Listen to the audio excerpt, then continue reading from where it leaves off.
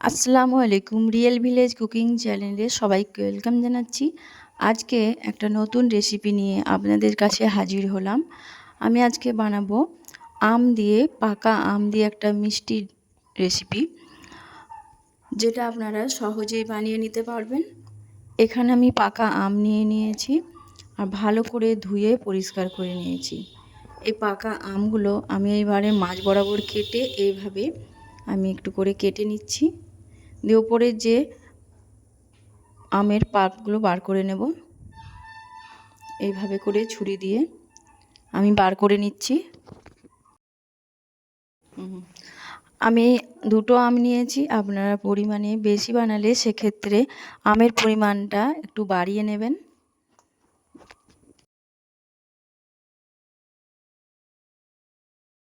এই পাকা আমের মরশুমে আপনারা পাকা আম দিয়ে অনেক রকমই রেসিপি বানানো যায়। আর এখানে আমি দেখুন নিয়ে নিয়েছি, আর এবার মিক্সিতে মিহি করে নিয়েছি। দেখুন এইভাবে করে এবার একটা ছাঁকুনি দিয়ে ছেঁকে নেব। এরকম একটা ছাঁকুনি নিয়ে নিয়েছি আর পুরো পাল্পটা এর মধ্যে দিয়ে দিলাম। একটা চামচের সাহায্যে আমি একটু নেড়ে দেবো, পুরো পাল্পটা ছেঁকে নেব। আর আমগুলো কিন্তু খুবই মিষ্টি ছিল, খেতে খুবই টেস্টি। ভালো দেখে আম নেবেন, এতে করে রেসিপিটা ভালো হবে আর খেতেও সুস্বাদু হবে। এই পরিমাণে পাল্প বেরিয়েছে। এখানে একটা প্যান নিয়ে নিয়েছি আর মিডিয়াম ফ্লেমে আমি এখানে নিয়ে নিয়েছি সুজি। গ্যাসের ফ্লেমটা মিডিয়ামে রেখে আমি এটাকে ভেজে নেব। সুজি নিয়ে নিয়েছি 5 টেবিল চামচ আর 1 চামচ পরিমাণ ঘি দিয়ে দিলাম। এতে করে এর স্বাদ ভালো আসবে আর খেতে অসাধারণ লাগবে। একটু নাড়াচাড়া করে ভেজে নিচ্ছি, খুব বেশি ভাজবো না, হালকা করে একটু ভেজে নিচ্ছি। কালারটা খুব বেশি না চেঞ্জ হয়, ঠিক এই পর্যায়ে আমি নামিয়ে নিলাম। এবার একটা প্যান চাপিয়ে দিলাম, এর মধ্যে আমের যে পাল্প বার করে রেখেছি সেটা দিয়ে দিচ্ছি। এখানে গ্যাসের ফ্লেমটা লোতে রেখেছি, নাড়াচাড়া করে দেব।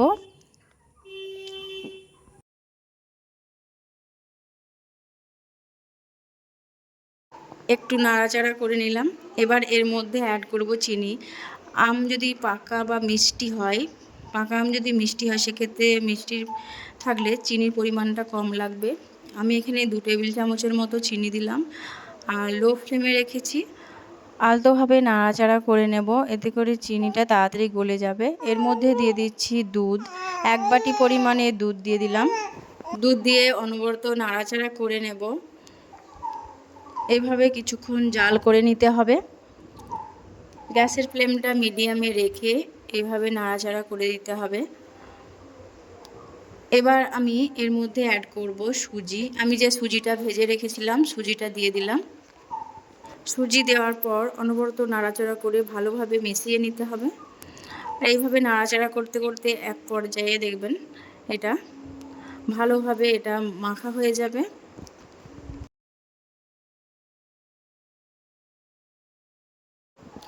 পাকা আম দিয়ে এই আমের সিজনে যে কত রকমের রেসিপি বানানো যায়, আমার এই চ্যানেলে অনেক রকমের পাকা আমের রেসিপি আছে, আপনারা দেখতে পারেন এবং বাড়িতে অনবরত নাড়াচাড়া করার পর এক পর্যায়ে এটা যখন দলা বেঁধে আসবে এরকম টেক্সচারে চলে আসবে আর প্যান থেকে ছেড়ে আসবে,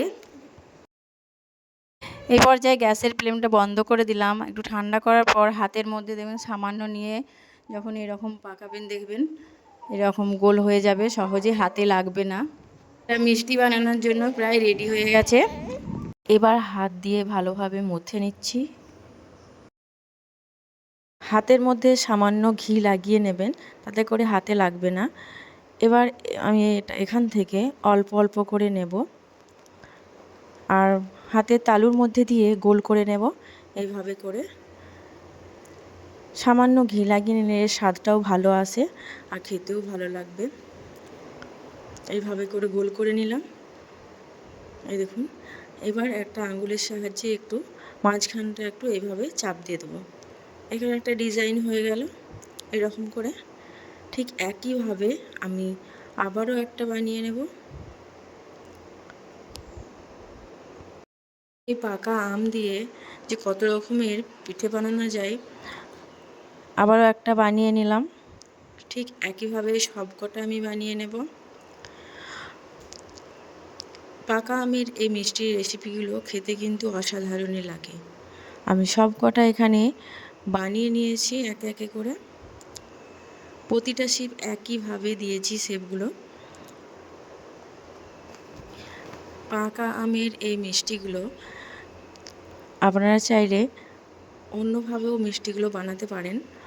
আমি এই শেপ দিয়েই বানালাম, এতে করে দেখতেও সুন্দর লাগবে আর খেতে তো খুবই সুস্বাদু। এখানে আমি সবকটা বানিয়ে নিয়েছি। এখানে আমি নিয়ে নিয়েছি ভেজে রাখা সুজি, যে ঘি দিয়ে ভেজে রেখেছিলাম। আপনারা এই পর্যায়ে নারকেল, কোরানো নারকেলও দিতে পারেন। আমি নারকেল খাই না বলে ঠিক একটা নারকেল দিই না। এখানে আমি দিয়ে দিয়েছি সুজি।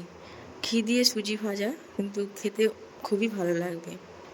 সব কটা ভালোভাবে আমি মিশিয়ে নিচ্ছি।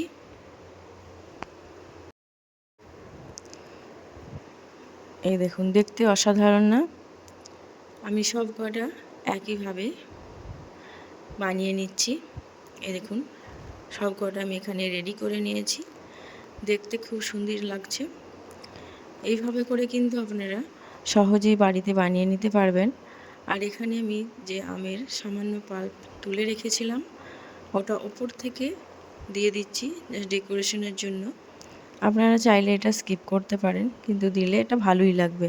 আমের সিজন শেষ হয়ে যাওয়ার আগে আপনারা বাড়িতে এইভাবে বানিয়ে নিন পাকা আমের এই দেখুন, দেখতে কিন্তু অসাধারণ লাগছে। আপনারা সহজেই বাড়িতে বানিয়ে নিতে পারবেন। আপনারা একবার হলেও ট্রাই করে দেখবেন, বারবার বানাতে ইচ্ছা করবে, এতটাই সুস্বাদু হয়। আর বাচ্চা থেকে বড় সকলে খুবই পছন্দ করবে। আপনারা ফ্রিজে রেখে 1 সপ্তাহ পর্যন্ত খেতে পারবেন। এ দেখুন, খুবই নরম তুলতুলে। এ দেখুন কতটা নরম হয়েছে, মুখে দিলেই মিলিয়ে যাবে, এতটাই সুস্বাদু এই পাকা আমের মিষ্টিগুলো। পাকা আম শেষ হয়ে যাওয়ার আগেই আপনারা আমার এই পাকা আমের রেসিপিটা আজকে আপনাদের কেমন লাগলো অবশ্যই কমেন্টে জানাবেন। ভালো লাগলে চ্যানেলটা সাবস্ক্রাইব করে পাশে থাকার অনুরোধ রইল। এই দেখুন, আমি একটা ভেঙে দেখাচ্ছি, কতটা নরম দেখেই বুঝতে পারছেন। আজকের রেসিপি এখানেই শেষ করছি।